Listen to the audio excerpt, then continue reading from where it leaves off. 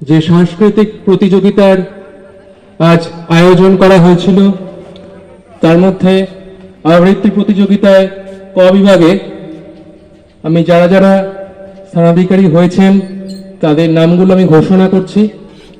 একটা প্রতিযোগিতায় জীবনের সবকিছু না, প্রত্যেকে ভীষণ ভালো বলেছেন। সবার জন্য আমার অনেক অনেক শুভকামনা রইল। তারা আগামী জীবনে অনেক ভীষণ বড় হোক, তারা এগিয়ে চলুক, তাদের জীবনের পথ সুগম হোক। একটা প্রতিযোগিতায় আমি কিছু হতে পারলাম না বলে মনের কষ্টে বাড়ি ফেরার কোনো ব্যাপার নেই। প্রত্যেকে ভীষণ ভালো বলেছেন। আমি আবারও বলছি, প্রত্যেকে আগামী কোনো না কোনো প্রতিযোগিতায় নিশ্চয়ই কোনো না কোনো স্থান পাবেন।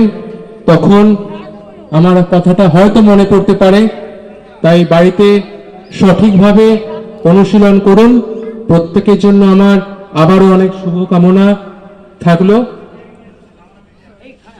ক বিভাগে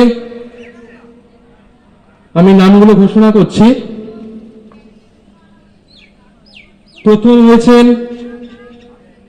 অন্বেষা মালিক,